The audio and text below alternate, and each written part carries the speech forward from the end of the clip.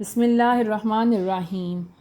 حضرت معاذ بن جبل رضی اللہ تعالیٰ عنہ نے حضور پاک صلی اللہ علیہ وسلم سے سوال کیا کہ حضور چاند کا کیا حال ہے؟ اول تو نہایت باریک نکلتا ہے، پھر روز بروز بڑھتا جاتا ہے، یہاں تک کہ بدر کامل ہو جاتا ہے، پھر گھٹنے لگتا ہے، یہاں تک کہ باریک ہو جاتا ہے، یہ ایک حال پر نہیں رہتا۔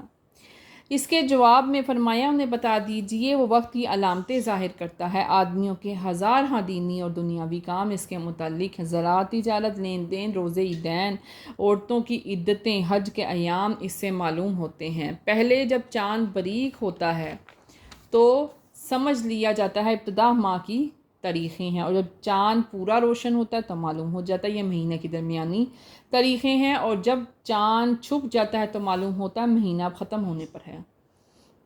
پھر اسی طرح سال کا بھی حساب لگایا جاتا ہے۔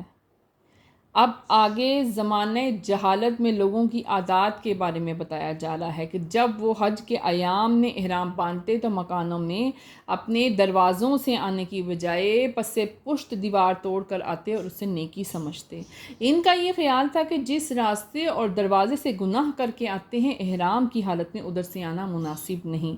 اس پر یہ آیت کریمہ نازل ہوئی جس میں تعلیم دی گئی کہ اچھے خاصے مکان کی دیوار توڑ کر مکان خراب کر کے داخل ہونا عقل مندی نہیں، اور جو کام بے عقلی کا مظہر ہو وہ جہالت خالص ہے۔ سن ہجری 6 میں واقعہ حدیبیہ پیش آیا۔ اس سال رسول اللہ صلی اللہ علیہ وسلم نے مدینہ طیبہ سے عمرہ کرنے کے لیے مکہ مکرمہ روانہ ہونے کا عزم کیا۔ مشرکین مکہ نے مکہ میں داخل ہونے سے روکا تو آخر اس امر پر صلح ہوئی کہ آئندہ سال تشریف لائیں تو 3 دن کے لیے مکہ خالی کر دیا جائے گا۔ چنانچہ حضور صلی اللہ علیہ وسلم واپس تشریف لے آئے اور اگلے سال 7 ہجری میں عمرۃ القضاء فرمانے تشریف لائے۔ اس وقت حضور صلی اللہ علیہ وسلم کے ساتھ 1400 صحابہ کرام تھے۔ ہمراہیوں کو یہ شبہ تھا کہ کفار مکہ ایفاء وعدہ نہ کریں گے اور حرم پاک میں ماہ حرام و ذی القعدہ میں جنگ کریں گے۔ ایسی صورت میں مسلمان بے حالت احرام جنگ کیوں کریں گے؟ اور زمانہ جہالت میں یہ رسم عام تھی کہ اشہر حرام میں اور بحالت احرام جنگ نہ ہو، اور ابتدائی اسلام میں بھی حرم کے اندر جنگ ناجائز تھی۔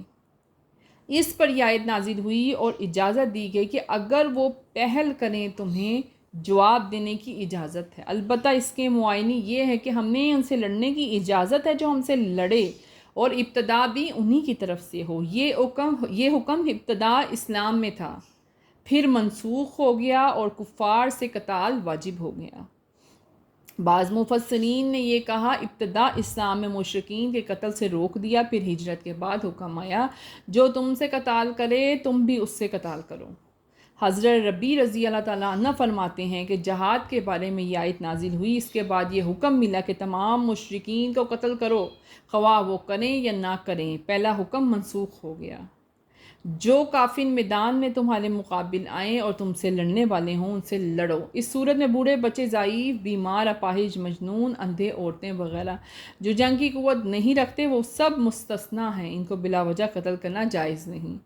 حضرت بریرہ رضی اللہ تعالیٰ عنہ سے روایت ہے کہ حضور اکرم صلی اللہ علیہ وسلم جب کسی جگہ لشکر بھیجتے تو یہ وصیت کے طور پر حکم فرماتے کہ اللہ کے لیے دشمن سے مقابلہ کرنا، جو اللہ سے کفر کرتے ہیں ان کا قتال کرنا، قتال میں حد سے زیادہ تجاوز نہ کرنا، بد عہدی نہ کرنا، عورت، بوڑھے اور بچوں کو قتل نہ کرنا، اور نہ مقاتلہ کرو مسجد حرام کے پاس جب تک وہ تم سے وہاں نہ لڑیں، اور اگر وہ تم سے وہاں لڑیں تو قتل کرو، کافروں کی یہی سزا ہے، پھر اگر وہ باز رہیں تو بے شک اللہ بخشنے والا مہربان ہے۔ جب گزشتہ سال ذی القعدہ 6 ہجری میں مشرکین عرب نے ماہ حرام میں اس کی حرمت ملحوظ نہ رکھی اور تمہیں ادائے عمرے سے روکا تو یہ بے حرمتی ان کی طرف سے ہوئی۔ اللہ تعالیٰ عز و جل نے اس کے بدلے میں 7 ہجری کے ماہ ذی القعدہ میں تمہیں موقع دیا کہ تم قضا شدہ عمرہ ادا کرو، اور اگر کوئی احرام اور شہر حرام میں تم پر زیادتی کرے تو تم بھی اس قدر ہی زیادتی کرو۔ اللہ کی راہ میں خرچ کرو اور اپنے ہاتھوں ہلاکتوں میں مت پڑو، اور بھلائی کرو، بے شک اللہ بھلائی کرنے والوں کو محبوب رکھتا ہے۔ حج اور عمرہ اللہ تعالیٰ کے لیے پورا ادا کرو، پھر اگر تم قربانی کے لیے روکے جاؤ یعنی جتنی تمہاری استطاعت ہو قربانی لو، اور اپنا سر اس وقت تک نہ منڈواؤ جب تک قربان گاہ تک نہ پہنچ جائے۔ اس کے بعد کہا گیا ہے کہ سر میں اگر تکلیف ہو حج کے دوران، جس کی بنا پر سر منڈوانے پر مجبور ہو جاؤ، یا تم بیمار ہو، یا تمہیں کوئی ایسی تکلیف آئے جس سے تمہیں سر منڈوانا پڑے، تو اس کا فدیہ دے دو، 3 روزے رکھو یا 6 مسکینوں کو کھانا کھلا دو، یا بکرا یا دمبا جو سال سے کم کا نہ ہو اس کی قربانی کر لو۔